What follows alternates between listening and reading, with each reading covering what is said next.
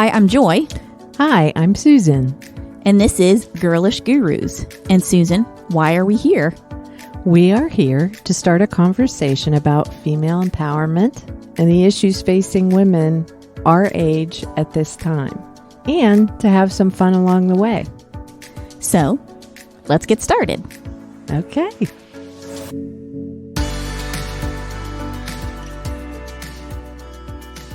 Welcome back to another episode of Girlish Gurus. Yay!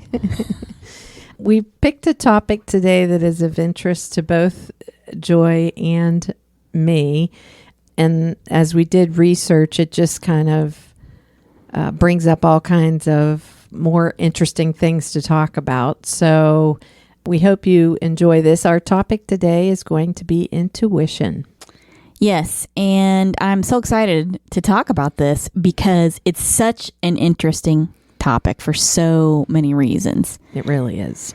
As women, we are sometimes touted, sometimes denigrated for our intuition. But this conversation, in my mind, begins to validate intuition in general as something that's real and something that I think we are conditioned away from to a certain extent in society, and why it's important to get back in touch with our inner selves. Right. Intuition plays an important role in our decision making. Yes, and absolutely. how we respond to things. So, and that was reaffirmed for me as I did the research and read a lot of these articles, which was good. Oh, yes, it was wonderful. And it was really interesting for me to start reading through some of these articles and learn so much more about the science that's available for intuition. Exactly. So the science aspect of it is really interesting to me because I think we can all agree that basic science principles are everywhere around us. And in the past, there hasn't been a lot of science backing up intuition. There hasn't been a way to measure it. There hasn't really been a way to empirically observe it. And that's been an issue up until recently when experiments have been developed to help measure intuition and take a deeper look at it. So there is more and more information about the science of intuition out in the world. And one of the things that you found, which I thought was an excellent article. It was. This article by Jeremy Sutton, PhD, talks a lot about intuition and the science of it in a very understandable way. Well, first of all, the name of the article is What is Intuition and Why is it Important? 5 examples. It's from August of 2020. So I think it was really timely. Yeah. Right in the middle of the pandemic. Well, and while his 5 examples are interesting to me, that's not the best part of the article. The best part of the article is everything around that. I mean, his examples were citing how dentists, business people, stockbrokers, artists, he gave examples around them as far as how they use their experience to make decisions, and he calls that intuitive or intuition. Mm-hmm. But to me, what was more interesting was just about how this article talked about how scientists have realized, and I think it's been probably maybe within the last 20 years, are starting to realize more and more and have broken out the dual process theory of how our brains work and how we make decisions, and that it's split between our intuitive thinking, which is experiential and tacit, to our analytical thinking, which is more rational and deliberate. Right. And I think that's how a lot of the scientific community is looking at intuition versus how other communities might be looking at it. This is how science is looking at it and studying it. Well, and I do think it has lent itself to that whole spiritual examination because in the past, again, it has been obvious that we are intuitive individuals, but we really haven't been able to explain it scientifically. Right. So therefore, it's easy to see why folks who are more spiritual have explanations and thoughts on how intuition works. And they've leaned more on that and trusted in that, where scientists tended to be more skeptical about it, I guess. And want to study it. Yeah. Yeah. Because that's what scientists do. Right. So one of the things that, first of all, there's so much good information in here. So I would take the time to read this article if you can. But he referenced Malcolm Gladwell, who's one of my favorite authors, and his book, Blink. The subtitle is The Power of Thinking Without Thinking, which to me, that's like the definition of intuition, right? So Malcolm Gladwell describes the two different approaches as blinking when we're using our intuition and thinking when we're using our analytical processes to make decisions. A quote from him is this: "There can be as much value in the blink of an eye as in months of rational analysis." That's pretty deep. That's a mind bender right that's there. But that he's saying that's the importance of using our intuition, right? He also says that intuition, or blinking, typically refers to the use of knowledge that is not explicit, and in popular culture might be described as a hunch or women's intuition. Haha. When it happens, it's hard to quantify or define, but it's there. And we know it's there, right? So I thought that was really interesting. Well, I know I've had situations in the past where I've had a gut feeling about something. I am sure we can all cite examples of when that's been the case, when we listened to it and it served us well, and when we didn't and we wish we would have. Right. It's happened to me too, and I can probably cite many examples of it. I won't get into No, to them, we don't get into specifics here. I've learned, though, to trust it. I mean, it takes a while before you do, but once you see it played out so many times, then you start to go, you know, I need to start listening to that when it comes up, that feeling I get that says, this doesn't feel quite right, or that person, I'm not sure about them. Should I trust them? Should I not? That kind of thing. So, yeah, definitely something I think, if we're all being truthful, we could say we've encountered in our lives before. Absolutely. So the other thing in this article that I found interesting, it says that there are different attributes to our brain function that together kind of guide and create our intuition. And that's what surprised me a little bit, because they've got this down to these things, which to me, I just always, I don't know, I looked at it as a spiritual kind of energy thing. The scientists are saying there are actually things they can point to that culminate into what is our intuition.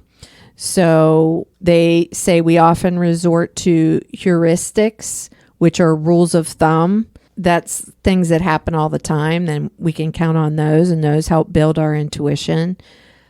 Recognition of a similar circumstance, some things that are just automatics for us that after a time we just know that's what we need to do.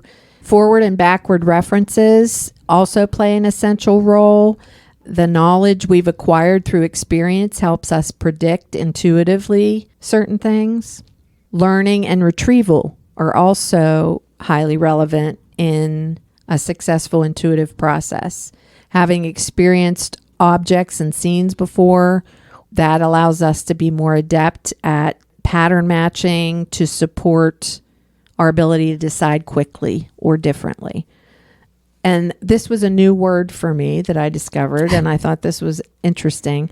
It said, intuition appears to arise like an epiphenomenon out of the interaction of many distinctive cognitive processes rather than a single one.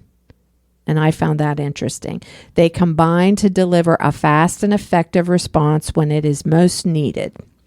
Now, the definition of epiphenomenon is a mental state regarded as a byproduct of brain activity. But the main gist I got out of this, as again, I said there was so much in here that I found fascinating, is while we may be mostly unaware of our day-to-day decision making, it's likely to be a mix of intuitive and deliberate thinking. Oh, of course. So yeah, I learned a lot from reading just this one article. So one thing he said that I found very, very interesting is that, and this goes to proving why intuition is important and why we developed it over time.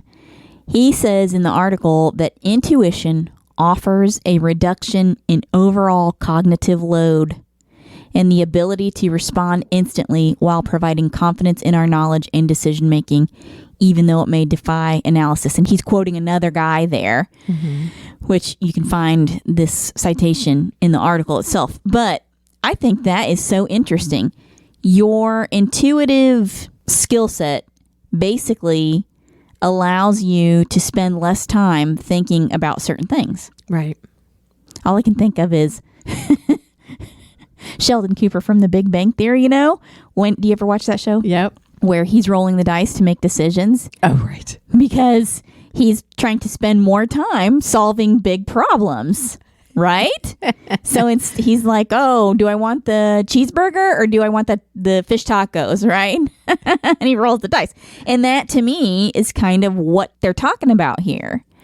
Intuition is not only something that can help you in certain circumstances and you want to rely on it, et cetera, but it's also a critical tool in being able to accomplish tasks and move forward in your day-to-day life because it takes part of that responsibility off of your brain. Right. It allows you to focus on other important tasks while you are accomplishing the mundane day-to-day things you need to get done. And I think, to me, that is just so fascinating how your brain and your body overall work to help you exist on a day-to-day basis. But I think driving can be a good example because especially after you've been driving for a lot of years, let's just say you're out on a highway. And I know I mean, when I drive long distances this way, you just get this feeling of, I think I need to change lanes here. That comes from driving for many years, from the feel of how traffic is going. And that's not something you spend a lot of time thinking about. You just kind of go, I feel like I need to change lanes or get over here or do this or do that. And I think that's one way we do use our intuition when we're driving. Now, when you're young, when you're first learning, you're not going to know those things. Ah, there it is. Yes. You know, because you've not built up that experiential knowledge of how it feels to be on the road, what other drivers might be doing, blah, blah, blah. Your skill as a driver does include a certain amount of intuition, especially when there's other people on the road and you've seen that type of driver before and things like that. Yeah. Right. So that's a good example. Yeah. Intuition helps us survive by providing fast responses that usually offer an appropriate, immediate action to address a situation. Such responses rely heavily on cultural capital, learnings specific to the environment in which we find ourselves. There were some comments in the article too that says, we can't rely entirely on our intuition. It is a piece of our thought processing. So to always say, I've got to trust my gut on this one may not always be the right thing to do. There are circumstances where it is better to lean on that. And then there are circumstances where you need to use your rational, linear thinking to make decisions. And so we have to learn when it's best to use one or the other. It's just like in The Karate Kid. It's all about balance. Yes, it is. Yes, it is. So because we are talking about issues related to a certain demographic, I do want to talk a little bit about how this can be valuable information for women who are in our age group. I found reference to Judith Orloff, who I've heard of before, and then I actually got on her website and looked for some specific articles that she had written. She's an MD, and she is also the assistant clinical professor of psychiatry at UCLA. And heavy hitter there. So she is. I mean, her background is amazing. But she's also the author of Guide to Intuitive Healing, 5 Steps to Physical, Emotional, and Sexual Wellness. And in her practice, she encourages her patients to use their intuition to give them more information about their bodies and their health, which as a woman, I don't know about you, but I have learned to use that. If I'm not feeling well, there's usually a reason, and I usually listen now and know that I need to be doing something different. Or taking some kind of action. Or taking some action. So I'm going to read this next paragraph because I just think it's really important. And this is what Dr. Orloff has to say. Just like the brain, there are neurotransmitters in the gut that can respond to environmental stimuli and emotions in the now. It's not just about past experiences. When those neurotransmitters fire, you may feel the sensation of butterflies or uneasiness in your stomach. Researchers theorize that gut instinct plays a large role in intuition by sending signals to your brain. I teach my patients to always listen to their gut, that sixth sense that's telling you something might not be right, particularly if you're sensing danger. If you listen to it and you're wrong, you've lost nothing. Perhaps you took a longer route home, or you ducked into a store until the feeling passed. If you don't listen to it and you're right, things could turn out very badly. More often than not, your gut is right. So listen, it's always better to be safe than sorry. Ooh, good one. And there's more and more research around, and we didn't even get into this piece about how we actually have two brains, one in our head and one in our gut, that our gut is almost now considered to be a second brain because it gives us signals just like our brain does about our well-being, our bodily health, our mental health. But, think about it. We already knew that. When you have something happen to you, like a shock or a scare or something like that, where do you feel it?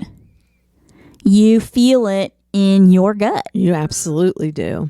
So that makes perfect sense to me. That reaction to some kind of thing happening to you, you're going to feel it in your gut. And that's whether it's a good thing or a bad thing. You can feel strongly either way. Right. So, yeah, I mean, you think about it. You get butterflies when you get excited about something. And I know a lot of people, I have family members and myself included, when I get anxious or nervous about something, I get upset stomach. I mean, it's kind of what you were talking about. That is real. Emotional or mental angst or nervousness can cause you to have stomach issues. Oh, yes, for sure. No question. So I found the information that Dr. Orloff was providing very informative.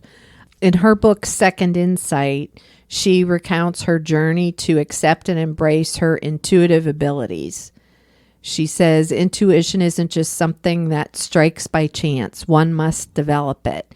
And to do that, she provides 5 steps that she recommends you do to help improve your intuition. Okay, so this is important because I feel like here we are talking about intuition. And again, I believe that society tends to condition us away from the use of our intuition. So there's got to be a way or ways that you can develop your intuition and strengthen it and begin to rely on it more and more and use it in an effective way, especially when it comes to your overall health and well-being. Correct. I agree 100%. I think at this point in my life, especially, I would never ignore those intuitive feelings that I might get about a situation. I just wouldn't. I would take a step back and think, okay, why am I feeling this way? But you have to be tuned into yourself enough. You do. To be able to sense that and feel it. Right. Well, here's the things that she recommends as steps you can take to develop your intuition. Step 1, notice your beliefs. Your beliefs set the stage for your feeling. And this actually goes back to another podcast we've done on optimism. She says, positive attitudes stimulate growth. Negative attitudes impede it. It's important to rid yourself of counterproductive attitudes that you may not even realize you have. No organ system stands apart from your thoughts. That's a deep one, Oh, right? yeah, that's a mind bender. Your beliefs program your neurochemicals. And we could get into a whole nother discussion here because Louise Hay wrote a book that talks about a lot of the physical experiences we have are due to the way we think and our psychology and our emotional stability. It's called You Can Heal Yourself. I'll put it in the references. I'm not going to talk anymore about it, but that's basically what she's saying. The second step she mentions is listen to your body. Your body is a complex and sensitive, intuitive receptor. Most people in Western society are conditioned to live from the neck up. Hallelujah. There you go. Ignoring the rest of their body. Called it. This stance is counterintuitive. Being aware of the sensuousness of your body opens intuition. Then you'll become more attuned to early warning signs your body sends. Interesting. Always listen to your body. Number 3 is sense your body's subtle energy. Now, this is the part that gets a little woo-woo, but I also feel there's credence to a lot of this. So we are composed of flesh and blood, but also of subtle energy. And I believe that. Me too. Wholeheartedly. Well, everything is energy. Right. We've talked about that a little bit before. Yeah. Chinese medical practitioners call it qi, a vital substance which penetrates the body and extends many feet beyond it. From an intuitive point of view, these vibrationally colored energy fields, whose centers are called chakras, have a significant effect on our health. For that reason, it is important that we learn to sense the energy within us, recognize when it is off, which is key, and learn to correct the imbalance. Feeling energy can be very sensual, an extension of love. Learning to tap into your body's energy is healing. The last step she gives is to ask for inner guidance. We each possess an intuitive voice that contains answers about our healing. Because our intellect is often so loud, this voice often gets drowned out. Because we're taught to think instead of feel, right? You don't go to law school to learn how to be intuitive. No, you do not. You don't go to many schools to learn how to be intuitive. It's essential that we learn to access the stillness within through meditation, quiet contemplation, connecting with nature, prayer, in order to gain answers about our health. Spend a few minutes each day devoted to listening to this voice. It may appear as a gut feeling, a hunch, an image, a sound, a memory, an instant knowing, as if a light bulb suddenly switched on. Learn to trust the signals your inner wisdom sends. And that takes a while. Sometimes. You have to practice that. You really do. You really do. Good stuff right there. And the last step is to listen to your dreams. Intuition is the language of dreams. Every 90 minutes each night during the REM stage of sleep, we dream. Dreams provide answers about health, relationships, career choices, any new direction. The secret is to remember them. I suggest keeping a dream journal by your bed. Before you go to sleep, ask a dream a question. For instance, is this relationship healthy for me, or should I move on? The next morning, write down any dreams immediately before getting out of bed. Try repeating the question every night for the next week until your answer comes. As you develop the habit of remembering dreams, you'll be able to benefit from this form of healing. As a physician, I have a continual sense of awe for the relationship between body and spirit. As your heart opens, so does your intuition. Your intuition will teach you how to see and how to love. It will instill in you a renewed faith to face anything. That one is a little wooey too, but dreams have been known to be very powerful. So I'll provide a link to this article that Dr. Orloff wrote, because even though it was short, I thought it was a lot of great information. I don't think you can deny the fact that she is an educated medical professional.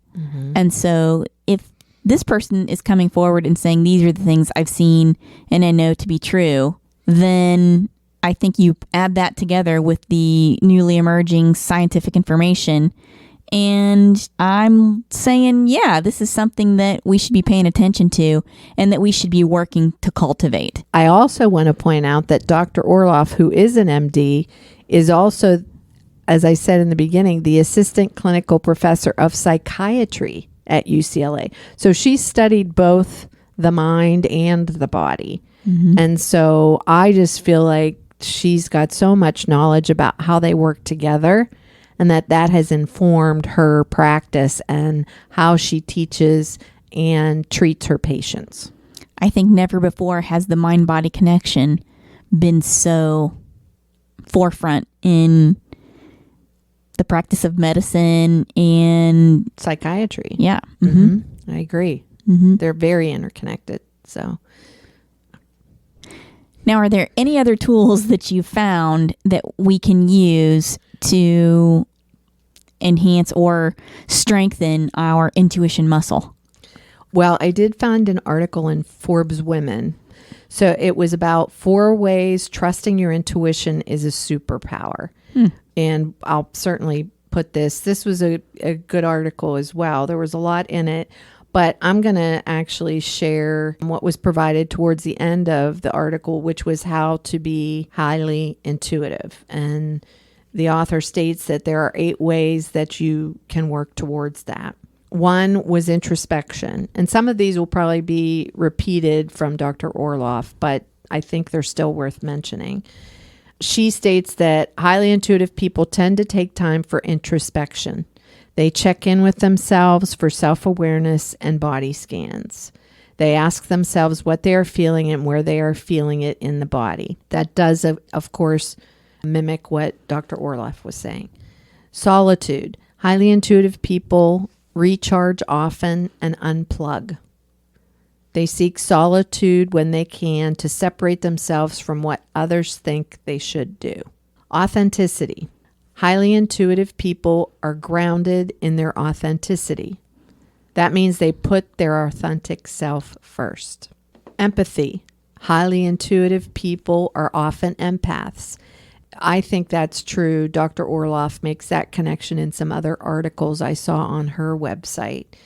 They experience a lot of empathy because they are able to imagine what an experience is like for someone else. They don't necessarily project their own experiences when they do this. They seek safe spaces. Highly intuitive people know the importance of safe spaces. They go where they are celebrated and welcome others who are in need of acceptance. And that to me is a biggie. Yep. That's an important one. Oh, yeah. For everyone. I'm going to read a little bit more out of that paragraph because I really feel like this is important. They know what it's like to be different because they are deeply feeling and highly sensitive. So they know how to interact with people who feel insecure. They are right there with you in the struggles you face. They have great empathy, but also great compassion. They are willing to be a safe space for you. This is another, like I said, really good article. Exploration. Highly intuitive people are explorative. They are always seeking new experiences and to learn new things. That's to sharpen their skills, but also to develop their self-awareness and awareness of the world. Creativity. Highly intuitive people are creative. They trust their intuitions and feelings to guide them with certain projects and tasks. They may find solutions that are not so obvious and straightforward. And the last one is mindfulness. Highly intuitive people are mindful. They focus on the present moment and tune out everything else. They know what matters most is right in front of them. They are in tune with themselves. Well, cultivating mindfulness is something that I've talked about a lot in a lot of materials that I've created over the years. Mindfulness, in my opinion, is something that we just need more of, generally speaking. And it can come off sounding a little woo-woo, but really it's just being present. That's it. It's pretty straightforward. It is. Well, she ends this article, interestingly enough, and the author's name is Sarah Jean Brown.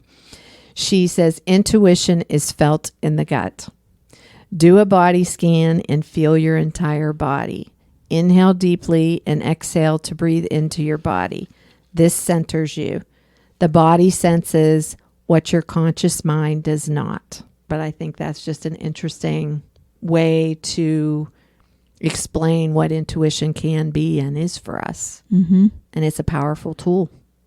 For sure. Yeah. So let's end on this note. These are the last few sentences in this last article in Forbes that we talked about.